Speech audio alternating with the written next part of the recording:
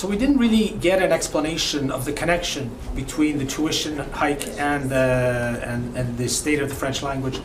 Do you think they've explained this correctly? And if not, what more is needed? Well, they have not explained this relationship correctly at all. Actually, what we saw is that there's a rhetoric, a divisive rhetoric that came from the CAQ to say that this is so that to double the tuition fees of Anglo-Canadians that live outside of Quebec. Is something that will have an impact on French language, but what we see is no data at all. We don't see any type of study, any type of analysis that ensures that there is actually a connection between the protection of the French language and the policy that is put forward by Minister Derry. Minister Derry herself, in question period yesterday, when I asked her the question, she was not able to answer it at all. She just said, well, we all know that French is fragile in Quebec. Yes, of course.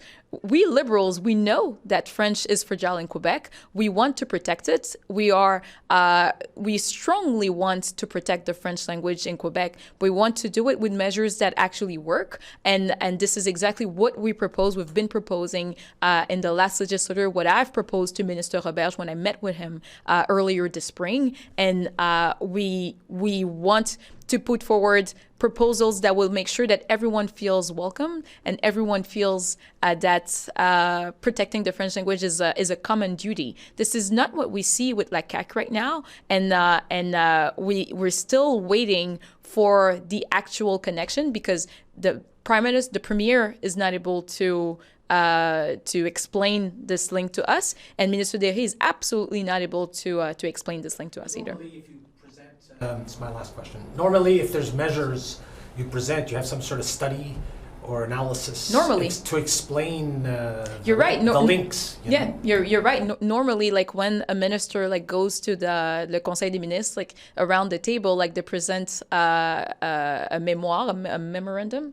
And in this mémoire, usually there's an impact analysis.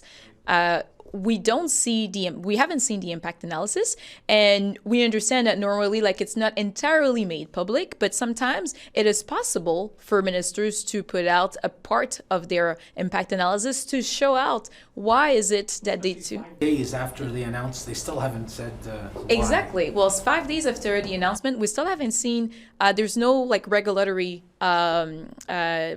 project that has been put forward. There's nothing really written that has been put forward by la CAQ to justify their decisions, and we are waiting for them. So if they do have something, we want to see the data so we can actually comment on actual facts and not on some affirmations that are not based on facts. That the presence of Anglo-Canadians in Montreal is or in Quebec in general is anglicizing the province, and it's definitely not the case with Bishop's University in Lennoxville for sure. There's no proof.